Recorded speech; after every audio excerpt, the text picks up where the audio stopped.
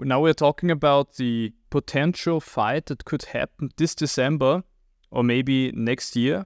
And we're talking about Deontay Wilder against Anthony Joshua. In this talk, we want to list the potential strengths and weaknesses they both have. And we'll get to the keys of victories for both of them. And we're going to talk about who we pick. What do you think some of the strengths of Anthony Joshua, and how you think will his style be against someone like Wilder? Anthony Joshua's strengths are essentially the way he jabs. He's very much a power puncher. He can knock you essentially with his right hand, straight right hand, or really he can set up his left hand to go to his straight right hand, as we saw in his last fight. The heavy jabs in the Helenius fight with exactly. Yes, in the Elenius fight, exactly. His jabs are very, very strong. The other strength that he has too is the fact that his movement, the way he bounces around, the way he cuts away from the ring. I'm gonna give you a perfect example. When he fought Vladimir Klitschko, even though he dropped him, and we're gonna get to that weakness in a second, he moved around. He moved Klitschko around. Vladimir seemed a little bit tired. Then all of a sudden, as I mentioned, the jabs, which really knocked down Vladimir, made AJ his jabs as strong as soup. So that's what I think is happening. I love the fact that Anthony Joshua has a strong jab and a better movement in terms of his size, and obviously him being a taller fighter, not as tall as Fury a little bit by a few inches, but his jabs are very, very, very strong. So I say in terms of Anthony Joshua, it's also like a problem that he commits too much to like some of his jabs. And I think this would be a great weakness against Wilder. Like if you overextend on a jab, or if you ever like see this when you sparred or something, and you try to hit a very hard jab, you can't go backwards immediately. If you commit to a hard jab and the other guy counters over it, there's no dodging the punch. Yeah, Wilder can easily go over there with a right. Yeah. If he sets it up, of course, and has the timing and all. Yeah. So I like that aspect of it. Also, Wilder is now 37, and Anthony Joshua is like much younger. He is 33 years old. Yeah. And it should be like a stamina advantage, but judging from the way like Joshua fights right now, I don't feel like we can judge his stamina that much, because he has this slow tempo. Like, did you see the Jermaine Franklin fight of Joshua? He didn't really commit that much, and just threw like 1, 2, 3 or like 3 punches maximum, and then moved a bit and didn't do anything at all. Exactly. I didn't see that Franklin fight, but I did see the highlights of that fight. Yeah. The fact that like you say, he has a trouble committing a little bit. Yeah. He has a trouble so much committing to himself. Like back in the days, he would commit to his combinations. Like he would box like he does now, but back in the days he wasn't that good technically like that.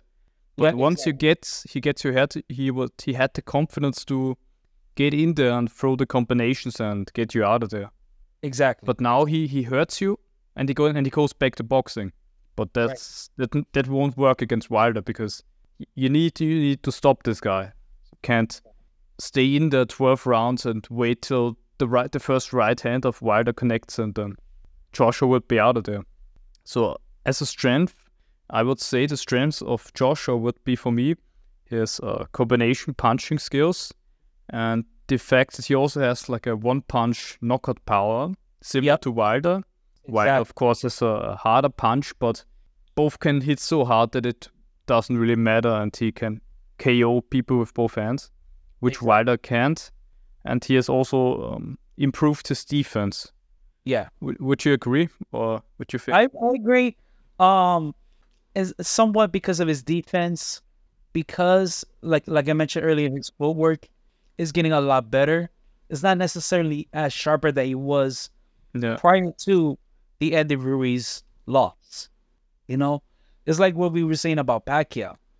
Prior to Marquez knocking him out, Pacquiao's foot was incredible. and his combination punch was extraordinary, and he hits with a high volume of punches. With Joshua's case, the fact that his defense lacks somewhat of his weakness.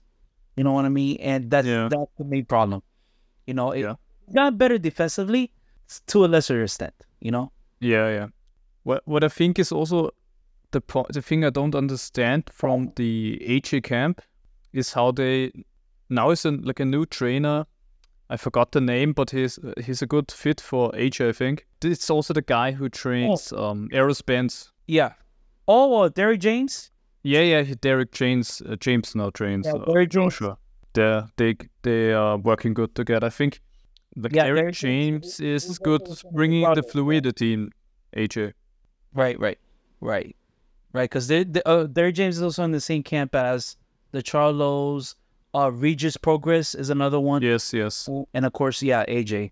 Kind of questionable about Derrick James's a little bit. What do you think would be a good trainer for Joshua? Honestly, you think Robert McCracken, or the guy he trained him before? Honestly, Alex, I'm gonna be honest. Somebody like a Freddie Roach will be perfect for Anthony Joshua. Is he still training fighters? Yeah, Freddie Roach is still training fighters.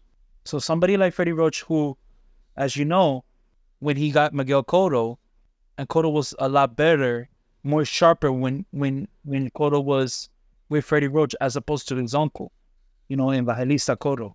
So I think somebody, and not to mention that Freddie also trained James Toney. So I could see Freddie training Joshua. It's either Freddie Roach or, like you say, Robert McCracken is another good trainer. Obviously more local, all that. But if I'm taking the gamble and the risk, I would say, you know what, Freddie Roach is a perfect fit for Joshua. And I didn't like the Robert McCracken when he trained him. I didn't think that. I think he would have needed to switch it up. Like he had him for too long. Like he had him ever since he started training, and need to switch up. But Freddie Roach would be an interesting choice. I agree. All right. One of the weaknesses we all know that Joshua has, that he's now, after the Ruiz loss, he's very hesitant, and he lacks a clear importance in the ring, and he doesn't have this confidence that he once had when he fought like the likes of Klitschko, where even if he gets dropped, he has the confidence to fight back and fight an elite operator, even though he's under fire and all. And now if you see like Joshua walk in, he looks like scared to me. Yeah. And very, very extremely nervous. I agree with you. What comes from being nervous is also this robotic way of fighting. It's right. Accentuated when he's nervous. Yeah, and you can see that. Like when he fought against Elenius, you can see that it was like more confident. Now, if he fights against a Wilder, he's got to train every single part of his body, like legit. That's what I'm saying. Like, get a trainer like a Virtual Hunter or Freddie Roach that can help you develop your overcoming your fear and bring yourself back to the warrior that you once were. You know what I mean? Have that mentality. But honestly, Joshua's weakness is his chin. Yeah, that's what destroyed him in the Ruiz fight. That's what destroyed him in both of his fights against Usyk. Like, Joshua does not have a good chin. And not having your confidence of knowing that you don't have a strong chin, it kills you. Bad combination. Kill you, exactly. It's like his chin is like the physical weakness that he has, the biggest physical, but the biggest overall weakness that he has is like his mind is like the biggest problem. If you have like a trainer who has like big knowledge in psychology, this would be the most important thing. Yeah. So let's get over to the keys of victory for Joshua against Wilder. What I think he would need to do is train like his lead left hook and have a fast jab. I think is very important. I agree. A heavy jab, but a fast jab. What do you think he needs to do? I agree with you on the fast jab. What I'd like to see him is be a little bit more aggressive and attack coming forward against Wilder, because Wilder like Fury in the second fight, like exactly. That. He needs to walk him down, like Fury did too. Exactly, he's got to walk him down. He's got to come forwards a lot more, and he's got to be more aggressive, and not not only that, I would like to see Joshua as well. My keys to victory to Joshua is he's got to be confident. He's got to be confident in his punches, in his jabs, the right mindset to say, okay, I can beat this guy. I can dominate this guy. You know, he's no machine. He will need that mentality. He's got to have that mentality. The thing about like an elite operator like Wilder's not a good boxer, but if he sees like fear in you, he will strike and like that will beat you. Like you can see a helicopter puncher Wilder, and he swings like a wild man if he gets hurt.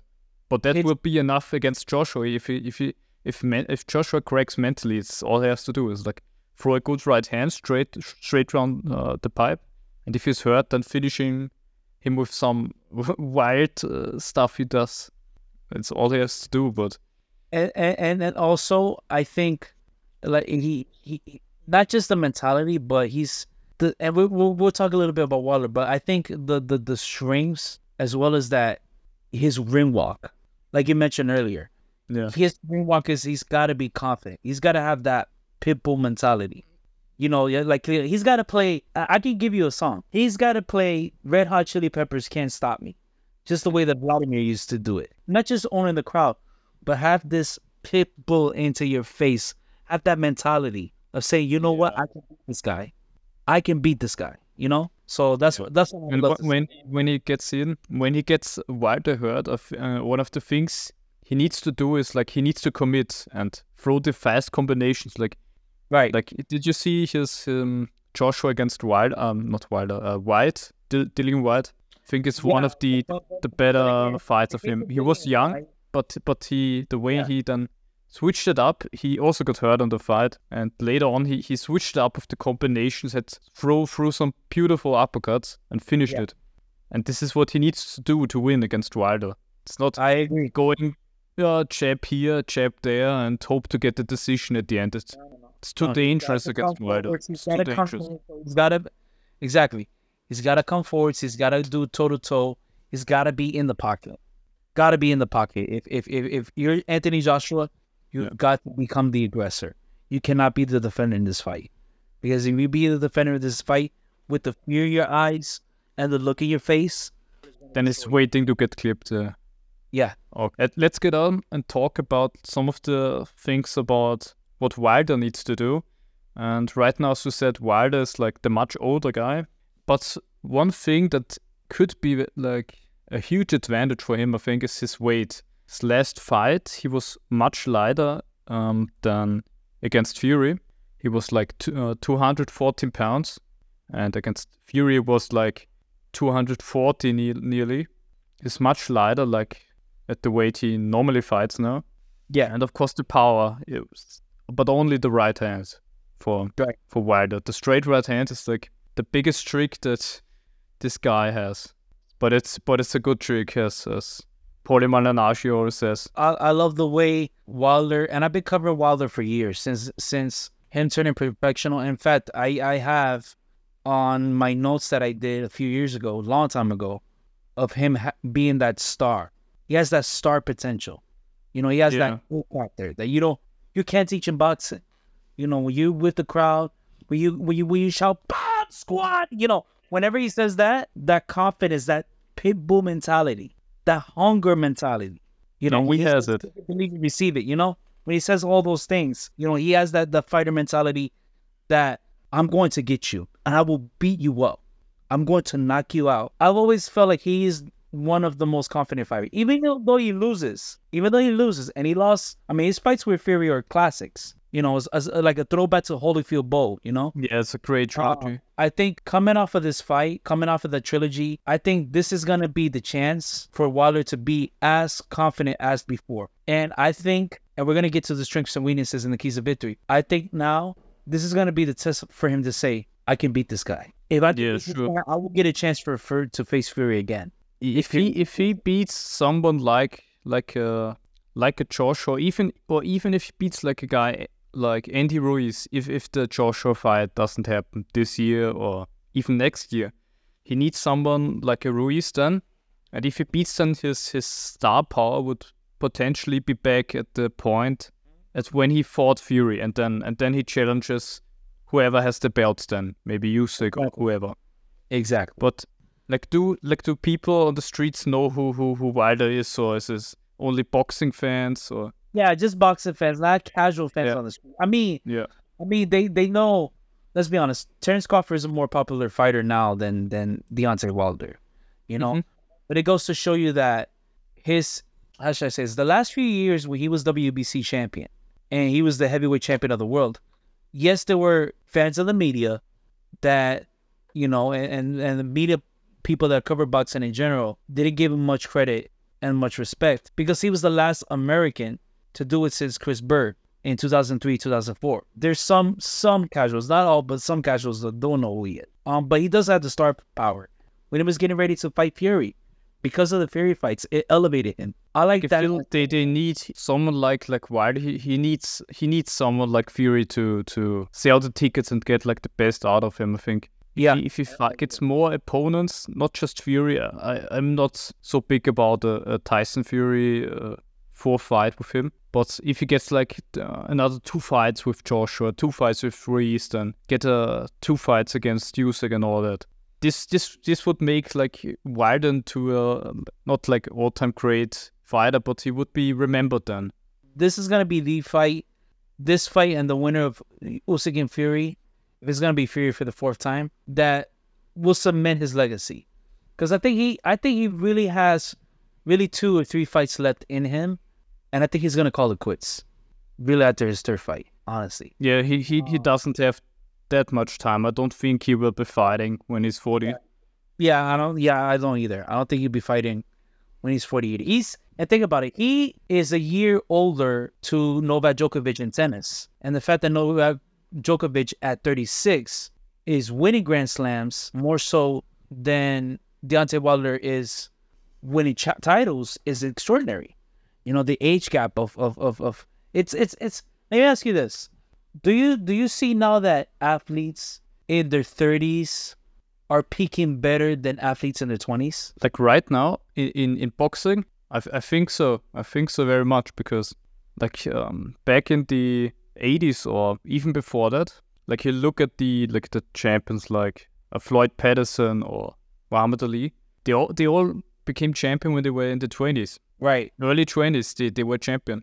And then they always had like the prime, their physical prime. But right now it seems like, I don't know what exactly, I can't pinpoint the reason. But now everybody is like getting involved later into the sport for whatever reasons. Maybe they stay longer as amateurs, whatever. Yeah. Or they have, like in Wilder's case, because Wilder had a background in football, in American football. It's like other sports that they do them. But I think it's also in other sports that the guys who are at the top are older than they used to be. I think it's maybe as something. I don't know if it's the maturity. I think. Yeah, I don't know if it's the nutrition, the training, or what. No, I think it's the maturing effect. I think like people right now they don't mature at the same rate for whatever reason. Mm-hmm. Right. So you can't. People now don't develop like this elite mindset at 20. It's now not there. But back in the days, people could do it. It seemed like.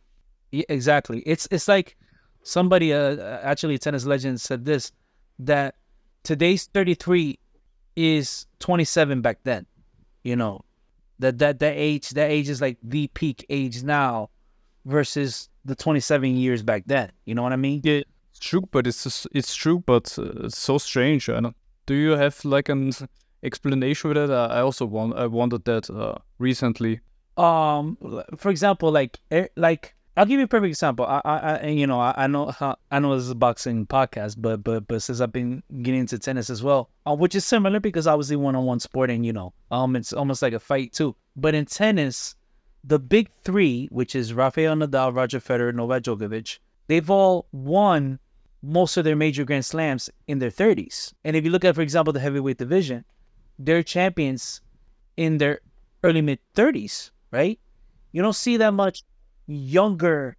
You see much, obviously, right, like in the lower weight classes you do, like Ryan Garcia and Tank Davis and Shakur Stevenson and those guys. But in the heavyweight division in boxing, notice that the mid-30 guys are mentally hungrier and stronger than the 20-year-olds. It's very interesting. Yeah, it's right. Very, very interesting. And it's like right now, like people don't like sport and like athletes. They don't now peak at their physical peak, but at their mental and technical peak. When they have learned all the tricks, when they had the experiences, they are now at the best, and not maybe not physically the best, but the best overall. And it's interesting. Maybe let's get back to Wilder. And like one of the things Wilder does very well is when the opponent most often is better in boxing and technically than Wilder's, like most of the times is the case. Once Wilder gets like backed up after getting hit or has to move back in order to not get hit, he will bring people onto the ropes or move towards him, and Wilder will be standing near the ropes, and he has this move where he knocked out a lot of people that way, and he also knocked down Fury in the third fight, the first knockdown that way. Yeah. And he stands at the ropes, and sometimes he will even get his back onto the rope and bounce back at you. Have you seen the move where he also he's on the ropes, and then he sets up his right. Yeah, he sets the right hand then up from the from that move. But I've even seen him in the Spilka fight, and the one fight after that is when he lets himself fall against the ropes, and then comes back at you. Like he uses the momentum of the bounce from the rope, and then comes back. Kind of like a somewhat mini rope-a-dope a little bit. Yeah, something like that. It's just like one of the smarter moves he does, but he somehow he always hits with this move. He always gets it in.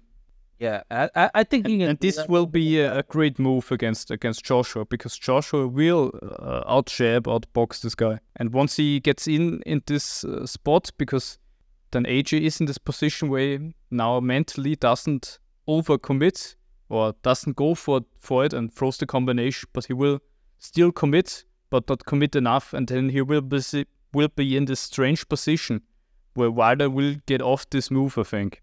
And Wilder's also faster with the right hand, much faster. Yeah. So I think this is what I envision if I see like Joshua against Wilder. So I love that aspect. I think going into Wilder does that right move. I remember specifically, and now you mentioned that Spilka fight, when he did that move and set up his right hand to go for his left and knock down Spilka. There's a few weaknesses on Wilder's. Yeah, many weaknesses, I think. Because his strengths, we all know, is his knockout power. He has tremendous jab, straight right hand. His left hook is amazing. I would love to see. And by the way, his uppercut. We don't mention the fact that the way he knocked down Luis Ortiz was the uppercut, which I always say, and I say this all the time on my Fight Zone podcast that I do on my stream, that the uppercut is the most effective punch on boxing. I think it's with Wilder, the way he threw you mean the uppercut he knocked him out with? I think it's the last knockdown. Yes. The problem is with that, Wilder doesn't really throw uppercuts. Not at all, I think. He only throws it when the other guy is completely hurt. And when he throws the uppercut, it's like a result of him losing his balance. It's like he throws the right hand, swings, then he has no balance, and he throws the uppercut with the other hand in order to regain his balance. Yeah. And he can't do that against Joshua. Even if Joshua is hurt, he can't do this move. It's a fatal move. He can't. But he has power in it, of course. Exactly. It's mainly his power, but in terms of his weakness, is a lot of it. But I love his knockout power. His right hand is solid. His jabs is even good. Like I remember when he fought the second fight against Dazn, when he destroyed Dazn, and Dazn like really, I don't know if it was a case of him throwing back, but if you look at that second Dazn fight, he was being more aggressive and then he landed his right hand really on the right chin like this extension. So he was punching him like that. The fact that Wilder, him being it's got to be, the reason why I say this fight is going to be more toe-to-toe is because both men can be the aggressor. You know, it's in the case of that, Wilder has to be defensive. So I think this fight is going to be more. I think both will. I don't see it being like a very. I think this could actually be a very boring fight until the knockout. I think because both will need to be in a position where they be careful to not get hit. Right. But they also will need to look for like this one punch, and Joshua might need to look how to set up like a left hook or right hand with the jab. And he is mentally not, as we said, not that strong to take it to him like Fury in the second fight. So it will be like a cagey affair, and then one of them hits and the other guy is on the floor. I think that's how it will happen in my head. I agree. But another weakness of Wilder is like bad balance. Once Wilder commits, he overcommits completely. Like his body is everywhere. If Joshua can slip or something like that, he'll get a body shot or something. Exactly. Like you say, his balance is off. He's got to work a little bit more in his footwork, a lot more. But the thing is, you can't teach him that anymore. Like Wilder's a finished product. You can't. You can make him faster or more efficient, but you can't show him new things. No, he can't. Maybe 1 or 2 years before he's out of boxing. I don't think. Have you seen the training footage of him where he's Malik Scott? Have you seen the training footage where he trains with Malik Scott and they work on some basic 2-punch, 3-punch combinations? Right. I think this is like the only thing you can do with him at this point. But he looks much more better with those 2-punch combination because the balance looks a bit better. It's still dodgy, but better than before. Right. So I think it's just him working on his balance that we can both agree on that. Yeah. I would say that as well. On his footwork, he's got to move. Another thing is he's got to move his head a lot more. Yeah. He's got to move his head a lot more. Not just moving your feet and balancing yourself. You got to move your head more because again, if you move your head and you bounce, he eats too many jabs. Joshua will get frustrated. Yeah, exactly. If he moves around and cuts around, like going up this, and I know I'm standing for you guys that are listening in. You know, when he moves around his head and he's like going into the left hook, you know, boom, and straight right hand. The thing is that he cannot swing a lot. I mean, he cannot like swing as before. He's got to be more sharper on his jabs, exactly. And then at the same time, he's got to have his balance a lot more. He's got to move around. He's got to move his feet. And if he can feint, he can still feint too, because he can feint too. That's another thing about Wilder. Wilder can feint a lot. You know. Yes, he needs to feint. I have seen him in the last few fights that he didn't feint a lot, but he can't do it. He needs like somebody in the corner to tell him like. Feint this guy, feint 1-2, feint 1-2, and something like that. Exactly. It needs to be remembered that you can't do that because again, Joshua doesn't have a strong chin. That's Joshua's biggest weakness. If Wilder can avoid that, then he can. Then that will be a good fight for him. Alex, I don't think this fight is gonna be per se boring. Mm-hmm. This is gonna be an action-packed fight because they both are very good aggressives, and again, it depends on how. Both men, because as you know, Wilder always likes to put on his mask, you know, in his ring addresses and everything. Yeah. It's to me, it's really on the ring rock based on what Joshua looks, and if Joshua doesn't look confident, he's gonna lose before the fight even starts. Yeah. You know, so that's what I see going on with that. All right, okay, Jesus. What do you think are the keys to victory about this fight? What do you think is the key to victory for Wilder? Yeah. The keys to victory for Wilder is, again, he's got to feint 1-2, keep on balancing a lot more. He's got to be sharp on and crisp on his jabs. Yes. He's got to, again, be the aggressor against Joshua because he knows that Joshua doesn't have a good chin, and he's got to attack and he's got to come forwards more instead of dropping back. Because if you look even in the Fury fight, Fury became the more aggressive fighter, and then Wilder fought backwards. Yeah, it's a good point. It's a good. He needs to be more of a ring general. Yeah, he doesn't need to be beautiful boxing, but he needs to. He's got the ring. All right. Yeah. Okay. I've I wrote down 4 points. What I think are like the main points for him to win, and I think he needs to hurt AJ early. Like in the first round, he needs to connect or at least get a full power right hand on the defense of against the guard of Joshua.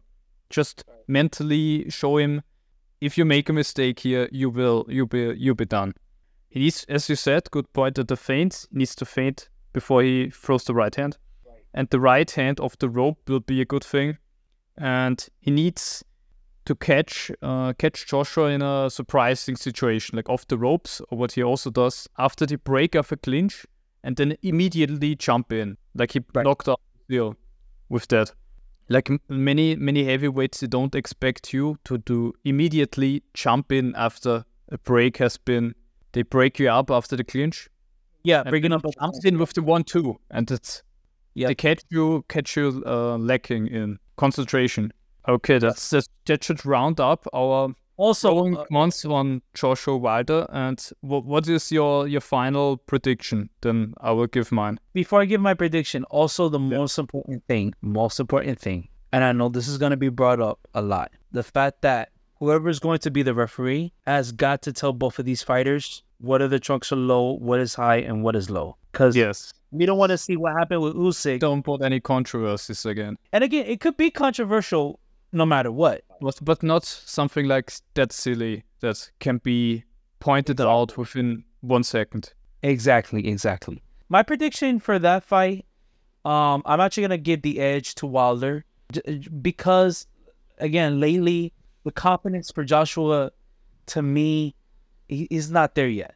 Yeah. And Joshua, to me, has to be confident going into the ring with his ring walk. That's a change in trainers. That's a change on his mental toughness. You know, that's a change on all aspects of his life. So I think that Wilder can easily destroy him because Wilder wants it more.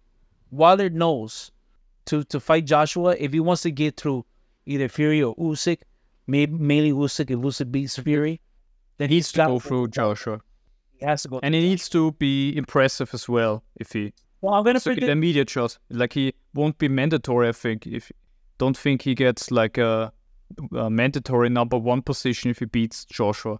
I don't think so. So if I would need to win impressive to get a voluntary shot. I'm going to say Wilder by TKO 8th round.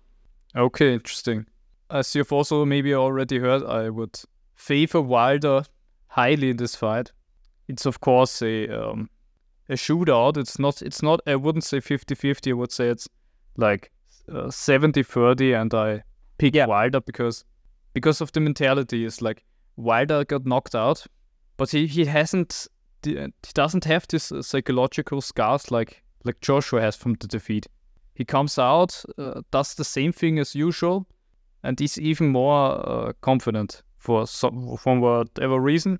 And I think he will get in the right hand quicker than Joshua, and Joshua is too hesitant. And I would actually pick, after like a not exciting start, Wilder KO in maybe round 4 or 5. That's what I pick. That's good. That's good. But we both agree that Wilder might win that fight. That's interesting. Yeah, we both favor that.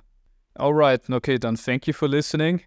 And we'll see you in the next episode. We will also do another episode with the same concept, but with Usyk and Tyson Fury.